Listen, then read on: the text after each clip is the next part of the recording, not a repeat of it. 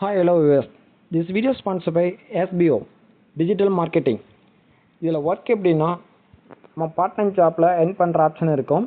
இதில் ஒர்க்கு எந்த மாதிரி பேஸில் இருக்குன்னா மொபைல் இன்ஸ்டாகிராம், ஃபேஸ்புக், ஷேர்ஷாட் மூலிமா நம்ம ஒரு கண்டென்ட்டை ஷேர் பண்ணுறது மூலிமா நமக்கு அவங்க அமௌண்ட் கொடுப்பாங்க. இதுக்கான லிங்க்கை நான் டிஸ்கிரிப்ஷனில் கொடுக்குறேன். தேவைப்படுறவங்க யூஸ் பண்ணிங்க, பெஸ்ட்டாக இருக்கும்.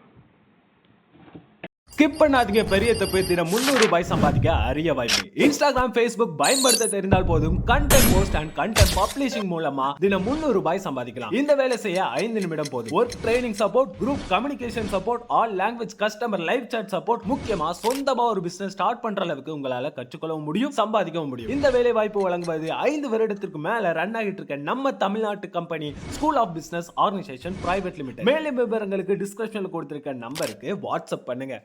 ஒரு சிறிய நகரம், ராஞ்சி. அங்கே ஒரு சிறுவன் பள்ளி முடிந்த பிறகு கையில் பை எடுத்து சைக்கிளில் ரயில் நிலையத்துக்குப் போகிறான்.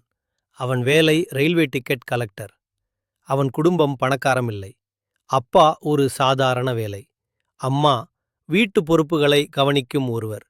அந்த சிறுவனுக்கு ஒரு கனவு இருந்தது, இந்தியாவுக்கு விளையாட வேண்டும். ஆனால் அவன் பாதையில் வந்த சிரமங்கள் எளிதானவை அல்ல. அன்றாடம் வேலை, அதோடு சேர்ந்து கிரிக்கெட் பயிற்சி. கையில் பெரிய சாதனைகள் இல்லை, ஆனாலும் மனதில் ஒரு விஷயம் மட்டும், நான் முயற்சி செய்வேன், ஒரு நாள் வெற்றி என் பக்கம் வரும். கிரிக்கெட் பயணம் ஆரம்பம். தோனி விக்கெட் கீப்பிங் மற்றும் ஹார்ட் ஹிட்டிங் பேட்டிங்கில் தனிச்சிறப்பு காட்டினார். ஆனா அதே ஆண்டில் இந்தியா டி20 உலகக்கோப்பையை வென்றது. 2011 உலகக்கோப்பை. 28 வருட கனவு. இறுதிப் போட்டியில் ஒரு பெரிய சிக்ஸ். இந்தியா உலகக்கோப்பை சாம்பியன். அந்த காட்சி ஒவ்வொரு இந்தியனின் மனதில் என்றென்றும் நிற்கும். 2013 சாம்பியன்ஸ் ட்ரோஃபி. தோனி ஒரே கேப்டனாக டி20, ஓடி, சாம்பியன்ஸ் ட்ரோபி 3ஐயும் வென்றார். உலகம் அவரை கேப்டன் கூல் என்று அழைத்தது.